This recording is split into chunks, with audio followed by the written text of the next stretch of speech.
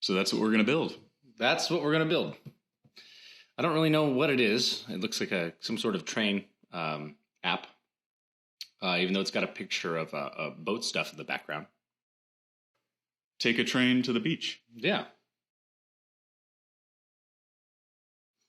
So this is really cool. This is digital color meter. And it's a really great idea when you're dealing with solid colors to just, turn it on so you get the hex values first. And then just notice what your color palette is and put it into a text document. That way you just have quick access to what the colors are. Yeah, this is what pro designers will do. They'll look at a palette and find all the hex values, record them so that they can quickly play around and try different shapes on the screen having different colors. Mm-hmm. Yeah, you'll also notice while I'm doing this that apparently for whatever reason, whatever else I'm thinking, I can only really remember about 2 characters at a time. Watch how much I double check this. I'm like 6F, 8-3, okay. I type, okay. Was it, okay. A, okay. Yeah. And then I go D2-486F, okay. Well, I don't blame you because hexadecimal numbers, values actually, are base 16, which means after we exhaust 0 through 9, we need to do something, which in this case is use letters, A through F. Yeah. Yeah. You know what I've really enjoyed? I've really enjoyed us playing ping pong to the hex level. Yes. In fact, if you have a ping pong table or access to a ping pong table, I highly suggest you play to F, not to 21 or 11. No. Play to an overflow, and then you switch off every 2. It's very, very, very nerdy. Yeah. It's about the nerdiest table tennis game you can play. That's true. That's true. That's a fact. So you've got your colors. Got my colors. Now I'm ready to go into a journey. I'm going to code the whole thing from scratch right now. Okay, so we have debated about this quite a lot. The outside in versus inside out issue. Right. So outside in would be looking at the outermost layout and then building in the next level in, and so on. Right. Inside out would be, okay, let's look at each little element and put that into the context of what we think we'll be using one level out. Right. And I mean, there is not a wrong way, but for beginners, what's important is if you're starting to change things and you're seeing wildly different results from what you expect, copy that stuff out and just work on that view by itself. Yeah, it really is an ecosystem out there. Every layout is an ecosystem. The content of the layout really depends on whether or not you understand what context it's actually being inserted into. Yeah, because all those things are being calculated against themselves. And so it's really easy to just change one little thing, not realize how it affects the rest of the ecosystem, and then you're lost. You're confused as to why it's not behaving how you thought. Yeah. But at this point, I mean, they've been exposed to all the different, kind of knobs to twist, and we're just going to twist them one by one purposefully, rather than just kind of throwing darts into the dark and hoping our layout just one day magically will look how we want. Right. So here you're adjusting scale type? Yeah. I want to make sure that picture for different layouts will actually scale and fill the whole thing.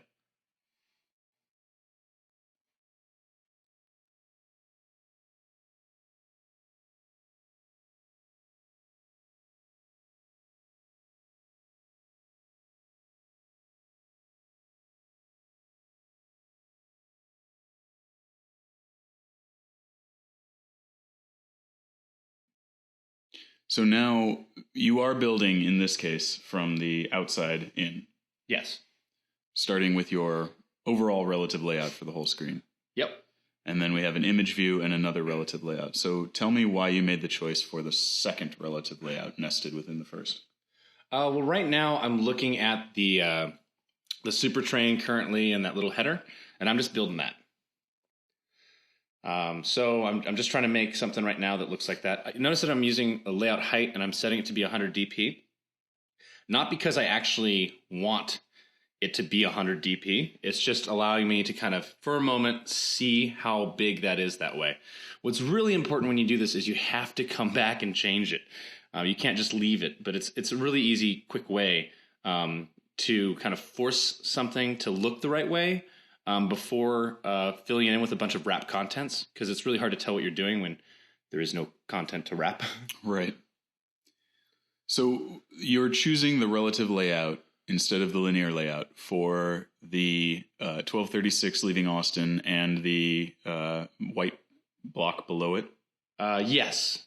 And the reason why is because we can't really see it right now, but the book button's on the right-hand side, and you know that text is a certain size.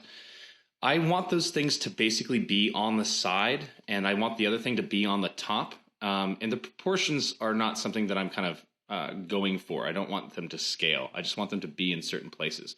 So if that were to scale up in a really large way, I'd still want it to be at the bottom. And so that's the reason why I'm doing that. I could use a linear layout, but it'd be more complex, I think. Mm-hmm. And that's kind of the creativity of this part of developing apps is just like, hey, okay, a designer gave me this layout or this UI view, and now I want to actually figure out what the most efficient way to build it is. Yeah, I mean, and here's the other thing. There's there's the most efficient way it should be built, and then there's the most efficient way to build it. And one needs to tread the line between the two. Okay. So tell me about the difference. Well, I mean, the efficient way to build it might be to always use relative layout or to always use linear layout, and to kind of always describe things the same way. But every time that you nest a view layout inside of another view layout, it's actually inefficient because it has to iterate through that stuff twice. So it's easy to describe things in nested fashion, but it's more performant to not. However, we do not pre-optimize here. We wait until it's a problem and solve that bottleneck, because trying to figure out what's slow before it's slow is really just kind of wasting your time. Right. You really want to be deliberate about the changes you're making and say, I optimized that because it was too slow, not because, well, I mean, I don't know. I like to optimize things just for fun, but it's a different thing. Right. So in this case, you're basically just adding these text views in, and you haven't positioned it where you eventually want it on the screen. No, I'm just order looking of at operations here. You're just getting content in first. I'm looking at that text view and just trying to match up what it needs. So like we discussed before, like padding, right? Like we really want it not to, we want it to have some room from the content, not from the margin. So I'm kind of filling that in, and I'm not really testing that text color, but I'm just focused on that text view, trying to match that, and slowly but surely getting it then eventually into the right place. And I noticed that placement is usually where you what you do last. Yeah. I don't know why I do that. Okay. I do it too. I mean, coming from a web background and designing web pages and trying to build those, usually placement, you either create boxes and then put the content in and you make sure the boxes are placed correctly, or you create content and then place the content. Yeah, well, it's much easier if you have content to then see where it will go. I remember a couple times having issues when I was developing stuff for Gravity when we went international. We thought we were really clever about how we had everything laid out, and this is before Android. This was with something that was very custom, like Android, for Java J2ME, and everything was great and fine until we had to port it over to Germany, and their words are so long that all of our assumptions about what the length of the menus would be was totally wrong. So you really want to be familiar with like what kind of data could be in my view before you start making decisions about it. So I think that's why content first is a good idea. Yeah. So you're working on the button here, and I'm working on it from memory. I haven't looked over here. So I haven't checked. Yeah. I'm like, I think it was kind of like this. But yeah, I'm putting it over there and getting it ready. But I think at some point here, you're going to see me go like, yeah, I got to look at it. Well, I think it's this process of getting as close to what you want as possible and then verifying, right? Like you go for approximate location and then you go for pixel perfect location. Right. Except for in Android, you don't go for pixel perfect. Okay, so tell me more about that, because that's anyone coming from web is gonna be like, wait, I want to get pixel perfect. How do we? Okay, well here let's pour ourselves a little more here. A little more apple juice. Yeah, let's get into this. Yeah, Daddy's adult juice here.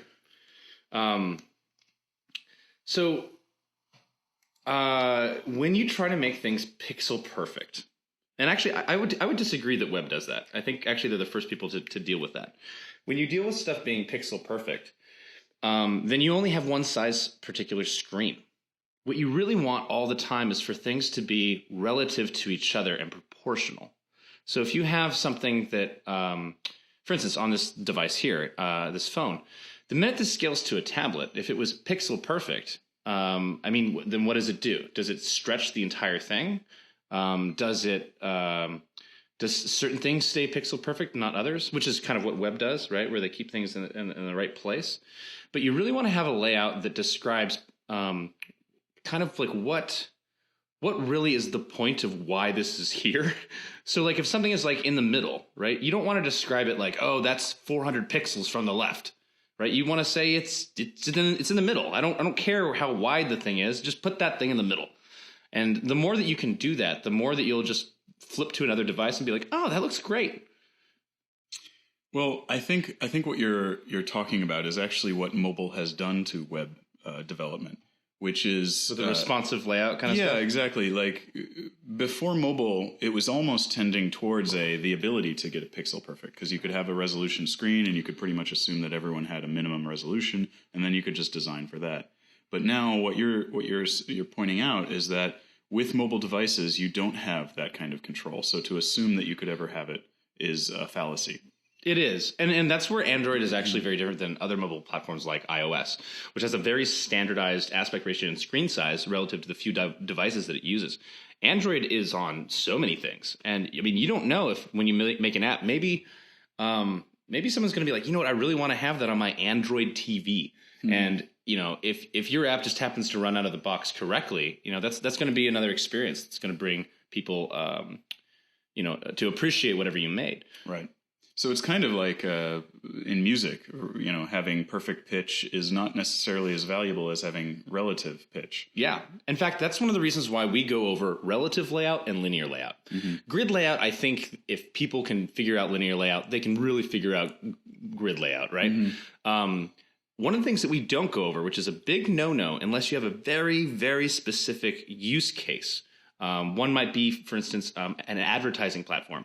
You want to stay away from something like absolute layout, mm-hmm. which is like, hey, my pixels are this and this. It's just going to get you into trouble unless you specifically have content that just cannot adjust. In fact, intentionally you force it not to be able to. Right. So here we almost have our top piece. And now also, by the way, with that, what you're going to notice me doing here, and again, we've used all the things that we were talking about. We used margin and padding, and we used the relative layout, so aligned to the bottom, to the right. When I flip through this, you're going to see, okay, this looks pretty good under these different resolutions. Not that one. Now, I'm remembering that one as well. And you're saying it doesn't look good because? Because the header actually went over book. Got it. In this particular case, if I wanted to, I could probably describe that layout better for a super small screen size. But after a certain point, you really have to say, you know what, I'm not supporting devices at that resolution.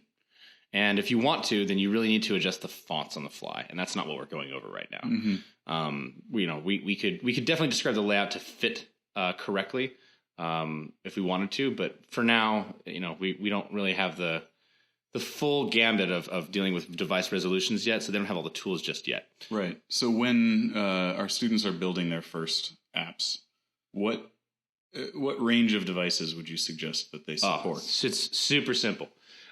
Support the device that you own, because it's going to be the one that you show people what you're doing. Sure. And then from there, it's actually very objective. You basically just go and see what the current version distribution and device distribution is for screen sizes, and support the top three. Once you have that done, then open up to different markets that you think are relevant. I mean, for instance, if you are like, man, I really want to support this high resolution tablet because I really want people to use my app for air conditioning kind of maintenance, and it's really, this is the perfect device for it. I mean, that's fine. That's a specific market. But when you're going for general, like, it's just basically like tackle the mainstream first, unless you have like a particular indie crowd you're going for. Got it.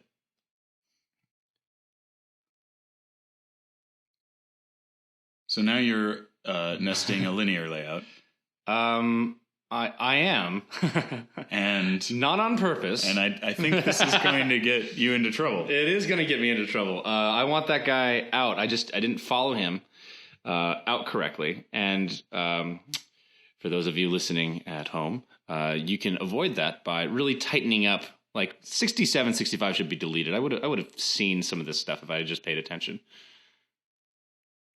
Now, the first thing I'm going to do, though, is I'm going to make the whole background green so I can be like, okay, where is it on the screen? I'm like, okay, well, it's not there. It's not there. This is a great trick, changing the color background to a bright color so you can see what you're doing. Mm-hmm. Now I know for a fact I can't see that linear layout. Right. So now I'm trying to think, oh, well, why? If I had been building from the inside out, I wouldn't have had this problem. Well, there you are. So working both outside in, which you started, but having an appreciation for when to switch to inside out. Right. And yeah, if I was in a real bad place, what I would do is I would just start deleting my code. I start doing a binary tree search and be like, okay, does this relative layout work alone? Yes, it does. Does this one? No. So even here, right, it's like layout above. I'm like, why can't you lay out above that? Oh, right, because it's inside of you. That doesn't make any sense. There we go. I figured it out. Yes. Yay. And there we go. Now, my linear layout is still very, very small because it's wrapping 0 content. So again, we do the trick where we give it some space just to see it. And the green, again, helps. It's like, okay, that's definitely there. And again, now I've stuck that little thing on top. So that's why I did that relative layout first. Right. Because this linear layout I want to adjust, but the layout on top of it is really kind of a header for it. So it made more sense to describe that as a relative layout. Space. I actually recently only figured this out. This was clever. Yeah? This was a clever hack. So again, for those that are just coding along, one of the things we didn't really explicitly tell you to do, and I think it's because it's just so fun that we figured you would do it. And we'll be adding on more things as it comes along of what you want to learn about. There's tons of different views in Android, and it's just such a toolbox that has very specific needs. We're just kind of showing you the basic building blocks. And discovering and figuring out, oh, this is kind of new. This is a password box. It implements some properties and hides stuff. Like, oh, okay, I want that. We're not going to introduce all 200 of them, but this is one of my new favorites, space.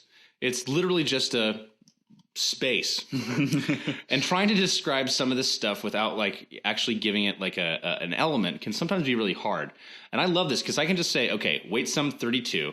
Now I have 32 different sections, and now I can just describe not only what I want, but rather than using just straight margin and padding, which does help, but sometimes you actually want the margin and padding to be relative to just a chunk of the proportional space, and it makes it much easier when you're trying to replicate a layout. One thing I just want to notice is that on line 80, that closing tag for relative layout doesn't look right to me. No, it's just because it was over. Oh, okay. And there it is, revealed. Yeah. But you were right. It did not look right. Yeah. I mean, I went over that with them, so I didn't want to be made to look a fool. No, that's not going to make you look a fool. Okay. Something else might. Something else will make you look a fool. It won't be that. So you're choosing space, your layout weight for. I really like this idea of just having like, we talked about relatives versus absolutes. I like having the idea of having an absolute within relative dimensions. Absolutely, yeah, because you really want to describe proportions. Okay, so this is something crazy I learned recently. Yeah. You know that America does this whole like inches thing, Right. Inches and feet, and Yeah. nobody does. So And- it's kind of lame, but yeah. except for one thing. Okay. You know where that's not lame? Where? Proportions. You know how easy it is to do things in thirds? Oh, yes, of course. Yeah. Because 12 is divisible by so many things. And especially 3. You Yeah. try to do 3 for anything metric? Mm-hmm. So everything has like a particular place. Very nice. Yeah. So, but I love that too, because I mean, it's really easy when you want to describe like, oh, I want this to be like, 3/4 of, more like 7/16 of the screen. And it's just easy to describe it with those, those numbers of percentages, Yeah. So here we are. Well, what am I doing now? Okay. So I got my little sections Mm-hmm. and, oh yes. Now I'm going to start dealing with I saw this like little shining through thing on the side. So I was like, oh, I got to do that. So I'm going to kind of bring in the little side so you can see a little bit of the picture. A little margin. See that? There you go. But now my header is way too big. Yup. Gonna have to fix that. Just gonna copy and paste that one. Actually making layouts is actually really like, it's really calming. How so? If you know like enough of like the basic, like the building blocks that we went over, it's that short learning kick where you're like, okay, I just need to make this be a certain look and in the lower left by a little bit. Mm-hmm. And then you succeed at that.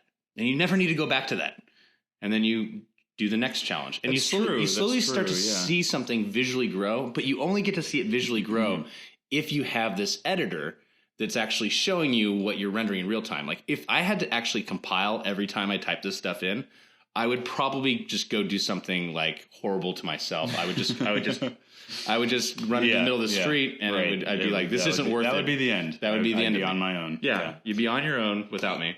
So no, but what you're saying actually, that quick feedback is really resonates with me because there's a it's almost kind of Zen, it's like a meditation. It's like, okay, I do this and then I discover if it worked, and then I do this and I discover if it worked. Right. And slowly but surely you kind of wrangle the whole design together. Right. Yeah, and we're not quite at the level now. Android Studio is so far ahead of everybody in terms of a tool. I mean, it's just bleeding edge. We're not quite at the like drag and drop level though. We can't just say, oh, move that over there, and we should be there. The WYSIWYG, so to speak. And I know they have a designer in this one, but it generates a lot of code. It's kind of like using Dreamweaver back in the day, where when you should have just coded CSS by hand. But doing it by hand like this really is a satisfying thing if you don't get overwhelmed with, wait, I don't know how to do that. And I think the building blocks we went over are the ones you need to know. Yeah, and it's so easy to practice. Right? Like they can just practice on they can take a screenshot of any app they have on their phones. Oh, that's just try to build it. Chris Haseman was actually the person who gave us that idea originally, where he was just like, hey, how do I get people better at views? He's like, well, how did you get good at views? I was like, I had to just do tons of them through Photoshop documents. He's like, yeah, just have people do tons of them through Photoshop documents. You'll get good at views real fast. Yep. So yeah, see, this is so much easier with space because I can actually visually see each piece and set its weight just as long as it all adds up to 32. And for those of you who are not here with us in the room, notice the blue squares that kind of pop up as we go through it. Sometimes they look like they line up, and sometimes that's a rendering glitch. Sometimes it's not. But just pay attention to like when you see a particular item selected, where it goes. This is really useful both ways as well. If you want to make an adjustment to something you see on the screen in your design editor, just clicking on it will actually just make you jump to that part of the XML. So you don't need to be searching through your XML for it. And likewise, when you're in your XML, what you're working on is highlighted on the right-hand side. And make sure that you notice that so you can take advantage of that helpful hint. So I'm counting the spaces. Did you get enough space? I think I got enough space. I think the first time that I did this, I didn't get enough space. So You made all the spaces, and now you're inserting image view, text view. Yeah. That seems weird to me. I did it in my head. Okay, got it. You were like, you kind of measured it out, and Well, I figured actually. Well, I'll describe what I did in my head. I took that visual view and I divided it in half. Mm-hmm. And said, okay, that would be a layout sum of half 2. Horizontally or vertically? Horizontally. Okay. And I said, if I were to have a layout sum of 2, each were to get 1, that would be half and half. Mm-hmm.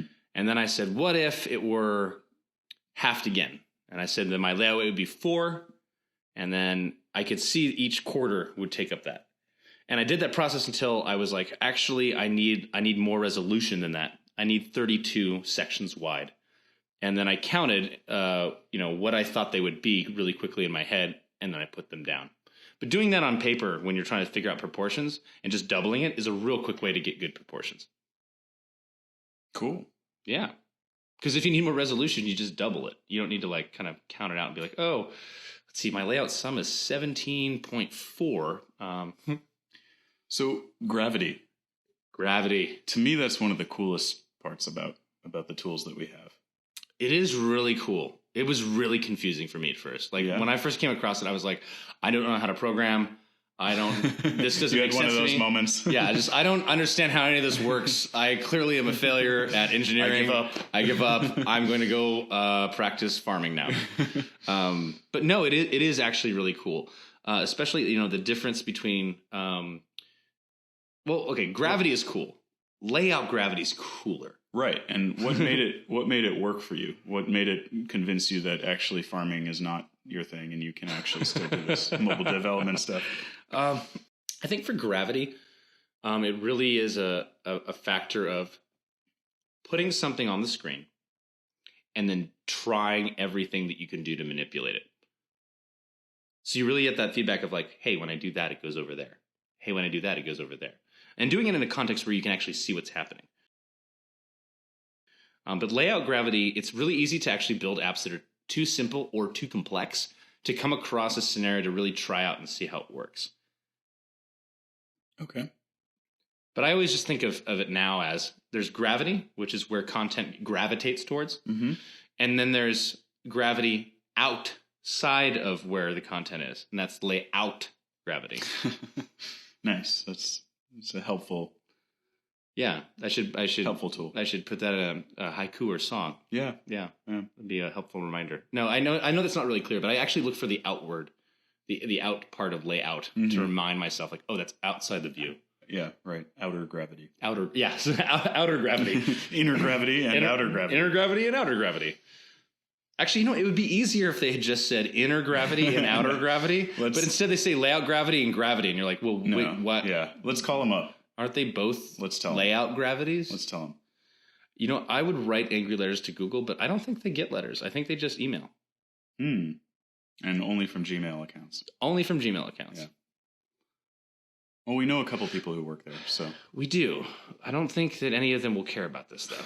I think that they'll be like, yep, that's kind of awkward. No, we're not going to change all of Android based upon your whim. Well, maybe if we get a few thousand students together, and we all approach them. Read a petition? Yeah. What do you think, guys? You down? You down to join us? I wish that we could have them vote on that. Yeah, me too. I don't wish to know what they would vote to change it to. Or no, actually maybe I do. So also notice one of the things I just did, which was I solved a visual pattern. Okay. One time. Yeah. And then I copied and pasted it. This is where it is appropriate to copy and paste. Yes. Because if we were to have more elements than just 4, we would probably turn that into a list view and then describe it once. Mm-hmm. So again, anytime you're programming, once is always okay. Twice is suspicious. 3 times you should have refactored. But here we have 4. No. We do have 4, but we really only have 2 rows. Is what I meant. Got it. Okay. But you're right. We could have done this in a grid view. That would have been way slicker. Well, maybe they could try that at home.